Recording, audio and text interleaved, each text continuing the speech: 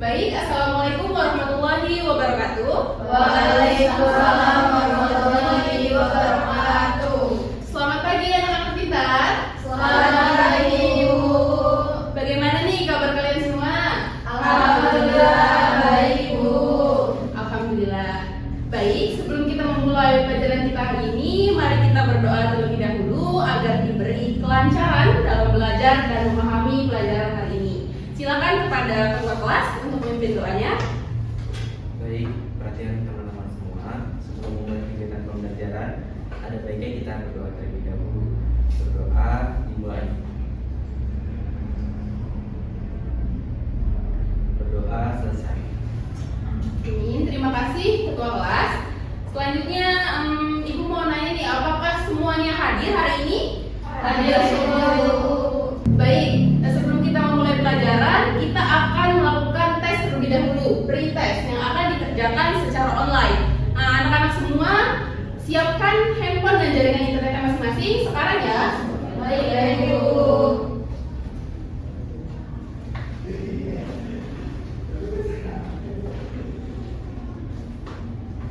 Sudah disiapkan handphone dan jaringan internetnya?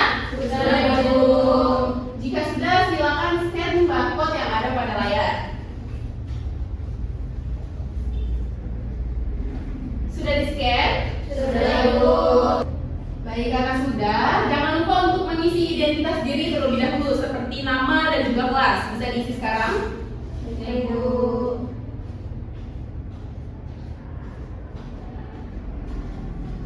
Apakah sudah pada mengisi semua? Sudah Ibu. Karena sudah mengisi semua, waktu pretest selama 5 menit bisa dimulai dari sekarang. Jika terdapat kendala, jangan ragu untuk bertanya ke Ibu. Silakan dikerjakan.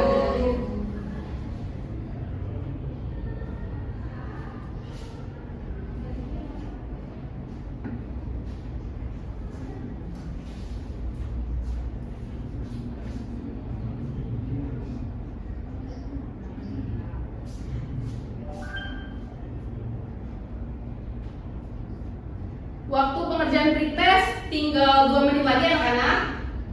Ibu.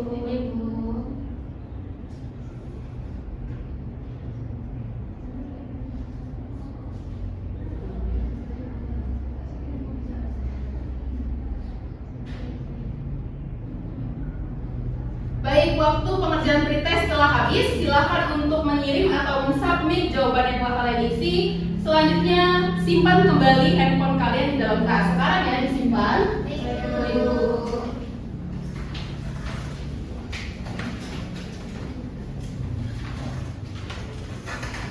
Baik anak-anak, sekarang coba kalian perhatikan gambar yang terdapat di layar. Setelah itu kalian amati dahulu. Silakan diamati.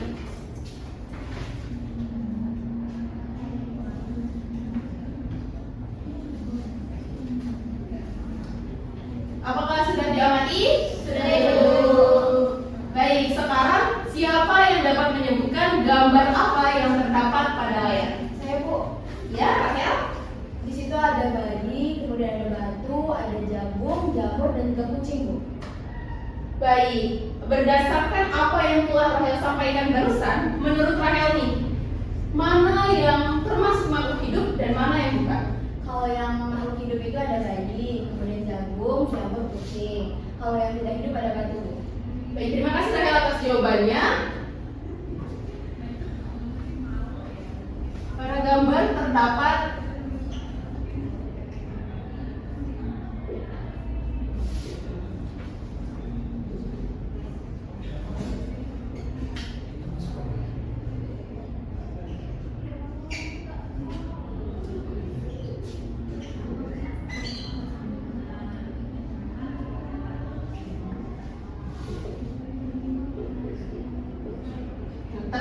gambar bayi, tumbuhan jagung, jamur, kucing, dan batu. Dan tadi juga Rahel sudah menyebutkan bahwa yang termasuk makhluk hidup adalah keempat ini. Jadi ini termasuk makhluk hidup. Dan yang batu termasuk makhluk tak hidup.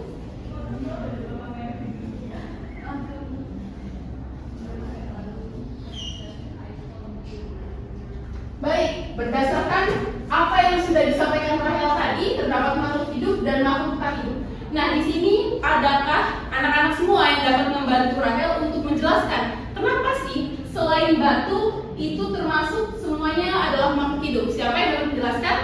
Saya Bu. Ya, silakan Rotul. Soalnya makhluk hidup itu bisa tumbuh, berkembang biak dan menanggapi rangsang Bu. Baik, terima kasih Rotul atas jawabannya. Jadi, makhluk hidup itu bisa tumbuh, berkembang biak dan Menghadapi rangsang. menanggapi rangsang. Baik. Bisa tumbuh, berkembang biak,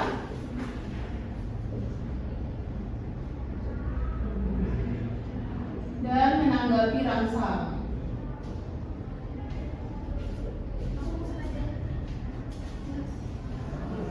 Bagus sekali jawaban dari Rotul tadi. Nah, dari jawaban Rotul tadi, tapi jamur itu kan tidak bisa bergerak ya, tidak seperti bayi ataupun kucing. Tetapi kenapa dia masih termasuk dalam makhluk hidup? Ada yang bisa menanggapi?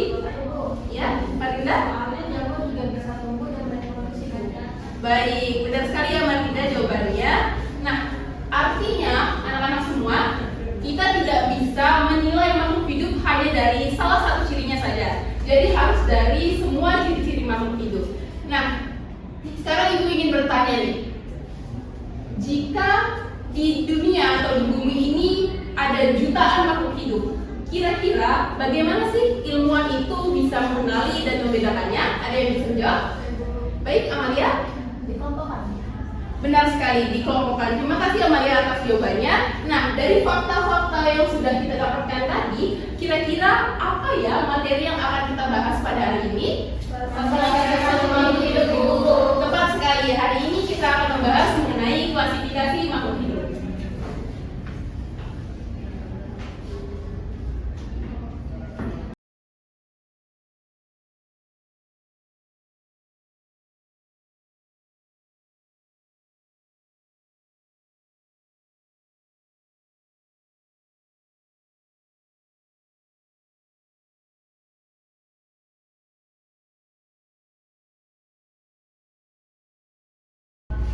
Baik anak-anak, dari hari ini kita akan mempelajari mengenai klasifikasi makhluk hidup.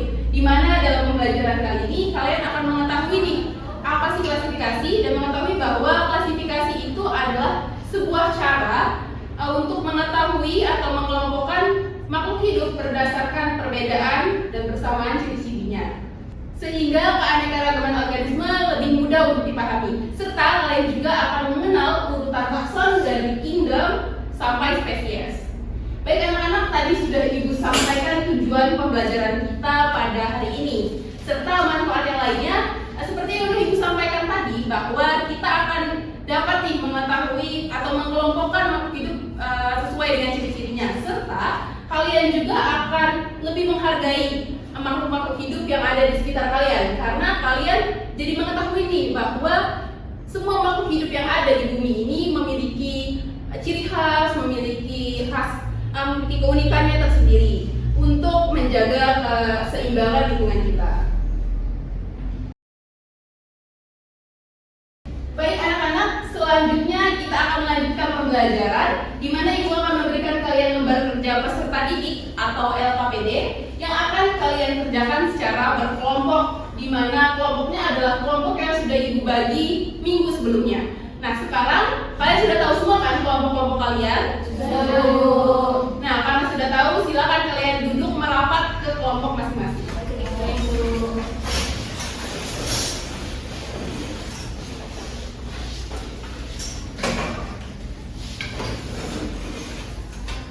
Baik, sudah pada kelompoknya masing-masing kan? Sudah. Karena sudah, maka Ibu akan membagikan lembar kerja peserta didik. Ini untuk kelompok 1, sama-sama, dan ini untuk kelompok 2. Ya, sama-sama. Jadi Ibu akan memberikan instruksi bahwa LKPD ini sebelum kalian mengerjakan secara berkelompok, kalian harus mengisi identitas yang ada pada halaman pertama. Bisa dicek halaman pertama. Nah, kalian jangan lupa untuk mengisi kelompok dan juga nama anggota kelompok di halaman pertama. Setelah itu, setelah mengisi identitas, kalian bisa cek halaman selanjutnya untuk melihat langkah kerja LKPD dari yang sudah Ibu bagikan ini. Baik anak-anak, sejauh ini apakah ada yang ingin ditanyakan atau masih kurang jelas? Baik, karena sudah jelas, waktu pengerjaan LKPD adalah 15 menit. Bisa kalian mulai dari sekarang untuk berdiskusi dengan teman kelompok kalian. Setelah mengerjakan, jangan lupa ya, untuk perwakilan kelompok kumpulkan lagi LKPD kepada Ibu dan persiapkan diri kalian untuk mempresentasikan hasil diskusi kalian. Baik, silakan dikerjakan.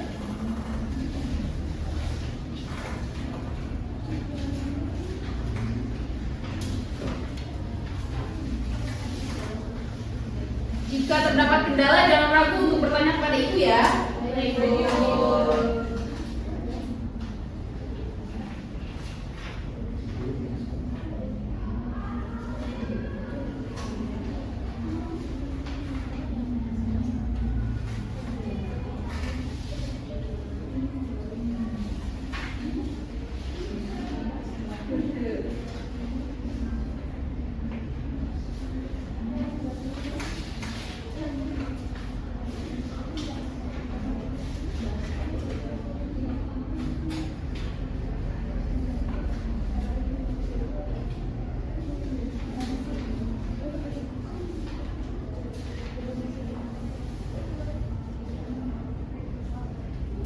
Baik anak-anak, waktu pengerjaan LKPD tersisa 5 menit lagi ya.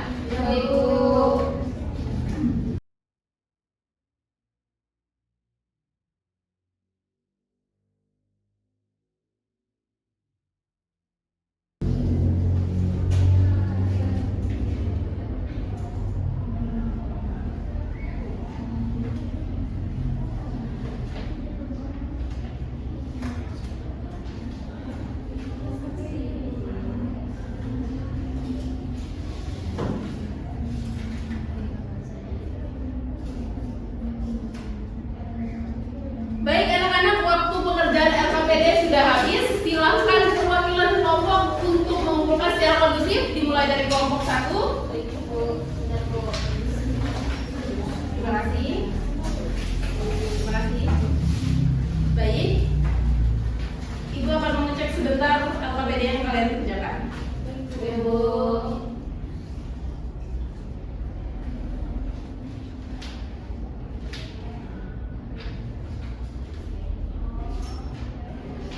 Baik anak-anak semua, LKPD yang kalian kerjakan secara berkelompok sudah Ibu periksa dan hasilnya sangat baik sekali. Maka agenda pembelajaran selanjutnya adalah mempresentasikan hasil dari diskusi kalian secara berkelompok. Maka presentator pertama yang akan mempresentasikan hasilnya adalah kelompok 1, yang nanti akan dilanjutkan oleh kelompok 2. Di mana di saat kelompok 1 sudah mempresentasikan, kelompok 2 diharapkan harus benar-benar menyimak dan memahami apa yang disampaikan kelompok 1, serta kelompok 2 jangan lupa untuk menyiapkan pertanyaan ataupun tanggapan untuk kelompok 1. Dimengerti? Dimengerti. Baik, untuk kelompok 1 silakan maju depan untuk membahas atau mempresentasikan hasil diskusinya. Ibu.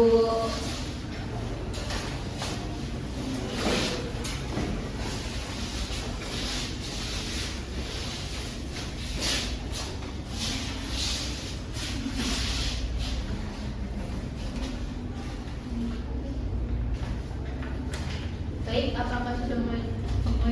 Ya, silakan Bu ya. Baik, assalamualaikum warahmatullahi wabarakatuh. Waalaikumsalam warahmatullahi wabarakatuh. Kami dari kelompok 1 akan menyampaikan hasil diskusi kami tentang tujuan klasifikasi makhluk hidup, urutan takson, dan penulisan nama ilmiah. Pertama-tama, tujuan klasifikasi makhluk hidup adalah untuk mengelompokkan makhluk hidup berdasarkan kesamaan dan perbedaan ciri-ciri mereka. Dengan klasifikasi, para ilmuwan itu bisa lebih mudah mengenali, mempelajari, dan membedakan makhluk hidup yang sangat beragam jumlahnya. Selain itu, klasifikasi juga bermanfaat untuk mengetahui hubungan kekerabatan antar makhluk hidup. Misalnya, kita bisa tahu bahwa kucing dan harimau termasuk keluarga yang sama karena ada kesamaan ciri pada taksonnya. Selanjutnya, kita akan menjelaskan tentang urutan takson. Urutan takson dari yang paling tinggi ke yang paling rendah. yaitu kingdom, phylum, kelas, ordo, family, genus, dan spesies. Contoh yang kita ambil adalah hewan kucing. Urutan klasifikasinya yaitu kingdom Animalia, phylum Chordata, kelas Mammalia, ordo Carnivora, family Felidae, genus Felis, dan spesiesnya Felis catus. Dengan mengetahui urutan ini, kita bisa memahami bahwa kucing termasuk hewan bertulang belakang atau chordata, hewan menyusui atau Mammalia, dan satu keluarga dengan harimau yaitu Felidae. Terakhir, tentang penulisan nama ilmiah, penamaan ini disebut binomial nomenklatur, yaitu sistem pemberian nama ilmiah dengan dua kata dalam bahasa Latin. Kata pertama menunjukkan genus dan ditulis dengan huruf kapital, sedangkan untuk kata yang kedua menunjukkan spesies dan ditulis dengan huruf kecil. Contohnya, pada Felis catus itu F-nya besar namun C-nya itu kecil, dan untuk Orida sativa O-nya itu besar dan sativa S-nya itu kecil. Baik, demikian presentasi dari kelompok kami. Dari kelompok 2, apakah ada yang ingin ditanyakan? Cukup. Baik, jika dirasa cukup, kami ucapkan terima kasih. Kami akhiri. Wassalamualaikum warahmatullahi wabarakatuh. Waalaikumsalam warahmatullahi wabarakatuh.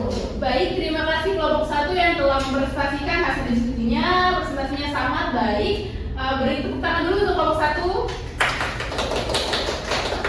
Silakan kelompok 1 bisa kembali ke tempat duduknya. Baik, Bu, terima kasih. Baik anak-anak, tadi sudah dipresentasikan hasil diskusi dari kelompok 1. Sangat baik sekali hasil diskusi dan presentasi mereka. Di sini Ibu ingin mengulas sedikit saja agar kalian benar-benar memahami dan mengingat bagaimana cara penulisan nama ilmiah, karena ini sangat penting dan sangat berguna untuk kalian di tingkat-tingkat sekolah selanjutnya. Baik, sesuai tadi yang sudah dipresentasikan oleh kelompok 1, di sini Ibu memberikan contoh yang sudah disampaikan tadi. Misalnya adalah Oryza sativa, di mana anak-anak harus mengingat bahwa di dua kata ini, kata pertama adalah genus dan kata kedua adalah spesies, dan penulisannya harus tepat juga nama ilmiah itu. Yang pertama nih, ada kata pertama Oryza, ini tadi termasuk apa? Genus. Benar, genus. Nah, apakah teman-teman masih ingat tadi cara menulis Oryza itu seperti apa? Ada yang ingat? Ibu, Baik, jawab Pak. huruf O-nya itu besar, Bu, karena dia kata yang pertama. Baik, benar sekali Zalfa bahwa ini adalah kata pertama, ini adalah genus, di mana huruf depannya harus kapital atau huruf besar. Mengerti anak-anak? Selanjutnya kata kedua adalah sativa. Kata kedua ini ada termasuk spesies yang harus ditulis dengan Cetak miring. benar sekali, cetak miring. Namun di sini Ibu akan memberitahu kalian jika memang nulisnya di Microsoft Word itu memang harus dicetak miring atau italic. Namun ketika kalian menulis tangan seperti di kertas atau di bawah tulis ini, kalian boleh untuk menggarisbawahi atau underline. Dipahami anak-anak? Dan di saat kalian menggarisbawahi, jangan menyatukan antara genus dan spesiesnya. Dapat dimengerti? Baik, sebelum kita melanjutkan, apakah kalian masih ada pertanyaan yang ingin ditanyakan atau sudah cukup jelas?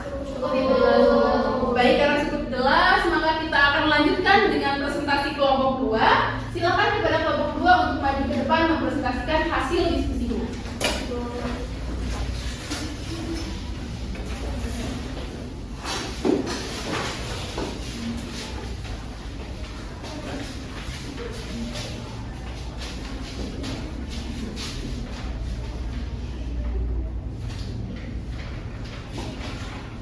Sudah dimulai? Ya, silakan dimulai. Baik Pak, bismillahirrahmanirrahim. Assalamualaikum warahmatullahi wabarakatuh. Waalaikumsalam warahmatullahi wabarakatuh. Kembali lagi bersama kami kelompok 2, dan kali ini kami akan menjelaskan terkait RKPD yang telah kami kerjakan kepada teman saya. Jadi, sistem lima kingdom adalah cara ilmuwan mengelompokkan makhluk hidup ke dalam 5 kategori besar, yaitu Monera, Protista, Fungi, Plante, dan Animalia. Pertama, kingdom Monera terdiri dari makhluk hidup bersel satu yang tidak memiliki inti sel atau prokaryotik. Contohnya adalah bakteri dan alga hidup. Kemudian yang kedua ada kingdom protista, terdiri dari makhluk hidup bersel satu atau banyak yang sudah memiliki inti sel atau eukaryotik, tapi strukturnya masih sederhana. Contohnya itu adalah amoeba, eugenia, dan gamma. Selanjutnya yang ketiga yaitu ada kingdom fungi, di mana fungi ini adalah makhluk hidup yang tidak bisa membuat makanan sendiri atau heterotrof dan memiliki dinding sel dari kitin. Contohnya itu seperti jamur roti, jamur putih, dan juga ragi. Lalu yang keempat adalah kingdom plante, yaitu makhluk hidup yang dapat membuat makanan sendiri atau autotrof melalui fotosintesis. Nah, mereka punya dinding sel dari selulosa dan klorofil. Contohnya adalah jagung, padi, dan obat mangga. Nah, yang terakhir juga ada namanya kingdom animalia, yaitu makhluk hidup yang tidak bisa membuat makanan sendiri, tapi dia bisa bergerak aktif dan tidak punya dinding sel. Contohnya manusia dan kucing. Baiklah, terima kasih kepada rekan-rekan kelompok 2 yang telah menjelaskan. Jadi dengan sistem ini teman-teman kita bisa memahami dan mengelompokkan makhluk hidup berdasarkan ciri utamanya. Dan cukup dari kami. Terima kasih. Apabila ada yang kurang jelas dipersilakan kepada kelompok 1 untuk bertanya. Oke, dipersilakan. Baik, izin memperkenalkan diri. Nama saya Rizalfa dari kelompok 1. Izin bertanya untuk kelompok 2. Kenapa protista tidak digolongkan sebagai tumbuhan atau hewan saja? Terima kasih. Baik, terima kasih atas pertanyaan Jalva. Jadi karena protista itu punya ciri yang mirip dengan tumbuhan atau hewan, tapi dia tidak sepenuhnya cocok dimasukkan ke dalam salah satunya. Misalnya ada protista yang bisa fotosintesis seperti tumbuhan, tapi juga bisa bergerak seperti hewan. Makanya para ilmuwan itu membuat komunitas sendiri, yaitu kingdom protista. Baik, terima kasih atas jawabannya. Baik, apakah ada yang ingin bertanya lagi? Tidak cukup. Baik, jika cukup, sekian dari kelompok kami tutup. Assalamualaikum warahmatullahi wabarakatuh. Waalaikumsalam warahmatullahi wabarakatuh. Baik, terima kasih kelompok 2 yang sudah menyampaikan, memaparkan atau mempresentasikan hasil diskusinya dengan sangat baik. Dan terima kasih juga kelompok 1 yang sudah menanggapi dari presentasi kelompok 2. Kita beri tepuk tangan dulu untuk kelompok 2. Untuk kelompok 2, silakan duduk kembali ke kursinya.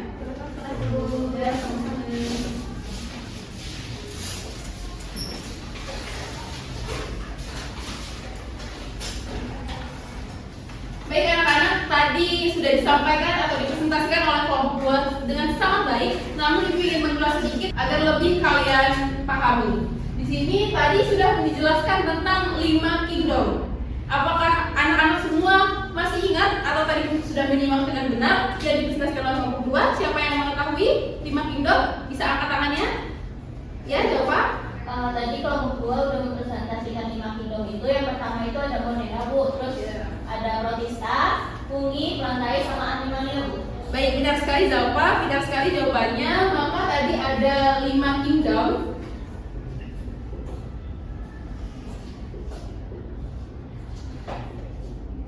Yaitu monera, protista, fungi,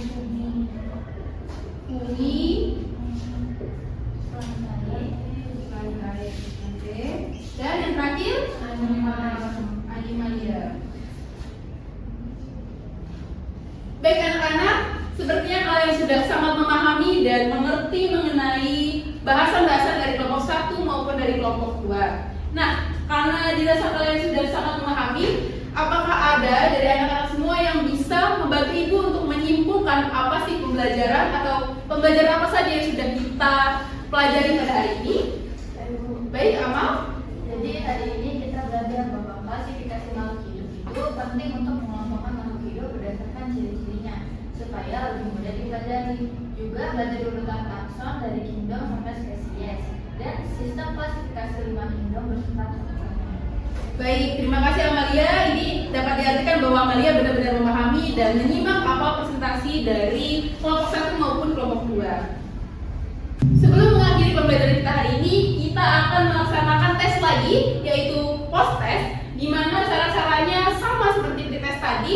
Untuk anak-anak semua silakan dipersiapkan handphone dan juga jaringan internetnya. Silakan disiapkan. Baik, Bu.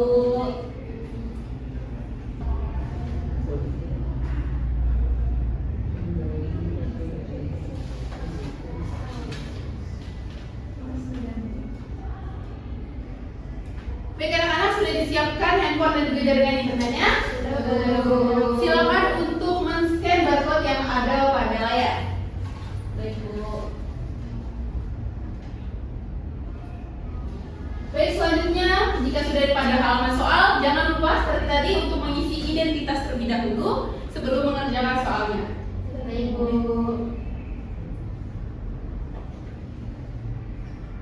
Apakah sudah mengisi identitas semua? Baik, karena sudah, waktu pengerjaan post test selama 5 menit bisa dimulai dari sekarang.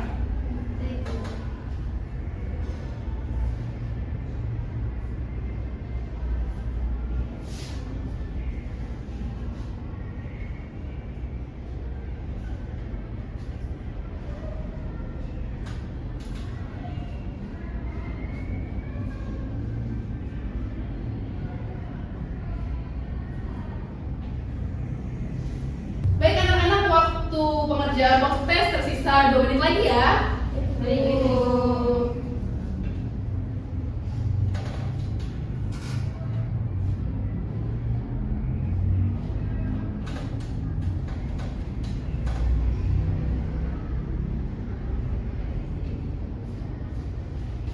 Baik anak-anak, waktu pengerjaan post test telah habis. Silakan kalian kirim atau submit jawaban kalian yang telah diisi dan langsung menyimpan kembali handphone di dalam tas kalian. Sekarang ya.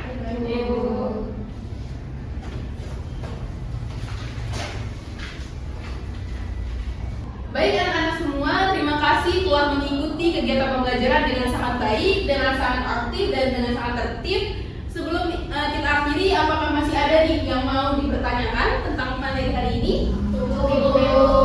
Baik, berarti sudah cukup dan sudah memahami seluruh materi yang kita bahas pada hari ini ya. Sebelum mengakhiri, silakan kepada ketua kelas untuk memimpin doa. Baiklah, karena pembelajaran telah selesai, marilah kita tutup dengan berdoa. Berdoa dimulai.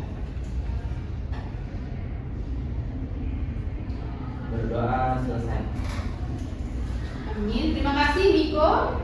Baiklah anak-anak, Ibu akhiri, sampai jumpa di pertemuan selanjutnya. Wabillahi taufiq wal hidayah. Wassalamualaikum warahmatullahi wabarakatuh. Waalaikumsalam warahmatullahi wabarakatuh.